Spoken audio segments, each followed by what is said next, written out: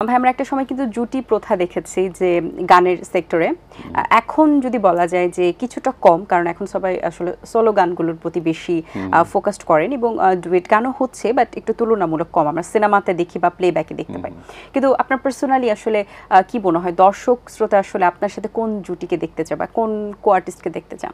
তো এর মধ্যে যদি বলি আমার সাথে পূজার বেশ কিছু গান শ্রোতারা খুব দারুণভাবে নিয়েছিল এবং আমার আরেকজন পছন্দের আর্টিস্ট স্বরলিপি অসাধারণ গান করে, সে ক্লাসিক্যাল গান করে এবং ওর সাথেও বেশ কয়েকটা গান শ্রোতারা ভালোভাবে নিয়েছিল। অনেক কিছু পড়শির সাথেও গান আছে, আমাদের ন্যান্সি আপার সাথে গান আছে। সো এখন ডিপেন্ড করে আসলে কোনটা শ্রোতারা গ্রহণ করলো। আর ডুয়েট গানের তো একটা কেমিস্ট্রি থাকেই, এটা ফিল্মের ক্ষেত্রে বেশি হয়, বাট আমাদের অডিও ইন্ডাস্ট্রিতেও বেশ ছিল। তো এখন যেটা হয় যে একটা প্রবলেম তৈরি হয় ডুয়েট গানের ক্ষেত্রে, অনেক সময় শুটিংয়ের ক্ষেত্রে দুজনের টাইম মিলানো মুশকিল হয়ে যায় বা থাকে না, অনেক ধরনের টেকনিক্যাল ইস্যু থাকে। তো সেই চিন্তা থেকে অনেক প্রফেশনাল চিন্তা করে যে না সোলোই হোক, বাট ডুয়েট গানের একটা দারুণ একটা গল্প থাকে, এটা ভালো আসলে। আচ্ছা, সব শিল্পীরই যেমন প্লেব্যাক করার একটা স্বপ্ন থাকে, আপনার অবশ্যই ছিল এবং সেটা হয়েছে, কিন্তু পরবর্তীতে আরও অনেক স্বপ্ন থাকে, যেমন একটা ডিফারেন্ট ঘরানার গান তার ঝুলিতে আসলে রাখতে চায়, যে আমি এই ঘরানার গানটা কখনো সুযোগ পেলে করব বা আমার আঙ্গিকে করব বা একটু ডিফারেন্ট ওয়েতে আসলে দর্শকদের সামনে রিপ্রেজেন্ট করা বা ব্যক্তিগত একটা পছন্দের জায়গা থেকে এরকম কি কোনো আশা আছে কিনা বা পূরণ হয়েছে কিনা বা ইচ্ছে ভবিষ্যতে? আমি যদি বলি সেটা পূরণ হয়েছে, কারণ আমি কিন্তু বেসিক্যালি আমার গলাটা মূলত আসলে ফোক গলা না, সফট মেলো এই ধরনের গানই আমার গলায় ভালো যায়, আমিও গাইতে পছন্দ করি, সেটা আমার গলার সাথে ম্যাচ করে। বাট ছোটোবেলা থেকেই মানে ফোক গানের প্রতি একটা ভালোবাসা ছিল, কারণ মা খুব শুনতেন গান, তখন শ্রদ্ধেয় নীনা হামিদ, ওনার গান মা খুব পছন্দ করতেন।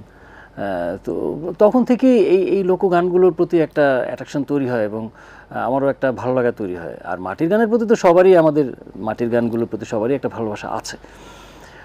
কিন্তু যেটা আমার ক্ষেত্রে যেটা হয়েছে, আমি ফোক করেছি কিন্তু সেটা আমার মতো করে, আমার মতো স্টাইলে বা আমি আমার মতো করে সেটাকে গাওয়ার চেষ্টা করেছি এবং কম্পোজিশনেও ভেরিয়েশন এনেছি এবং সেটা নর্মাল দেখলো যে বাউল গানগুলো যে ধরনের মিউজিক অ্যারেঞ্জমেন্ট হয়, আমি কিন্তু তার থেকে একটু বাইরে গিয়ে একটু কথা সুর ঠিক রেখে একটু আলাদাভাবে যেটাকে সময় উপযোগী করে প্রেজেন্ট করার চেষ্টা করেছি এবং আমি বলবো সেখানে আমি আলহামদুলিল্লাহ আমি সাকসেসফুল।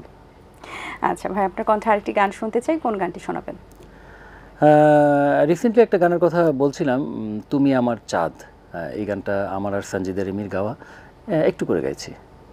ফুল না দিলা বন্ধু একটু হাসিও, আত্মার মানুষ তুমি বুঝিয়া নিও, ফুল না দিলা তুমি একটু হাসিও, আত্মার মানুষ তুমি বুঝিয়া নিও, দেখলে তোমার মায়ার হাসি কাটে আধার কালো, তুমি আমার চাঁদ বন্ধু চাঁদেরই আলো, নিজের চাইতে বেশি তোমায় বাসি গো ভালো, তুমি আমার চাঁদ বন্ধু চাঁদেরই আলো, নিজের চাইতে বেশি তোমায় বাসি গো ভালো।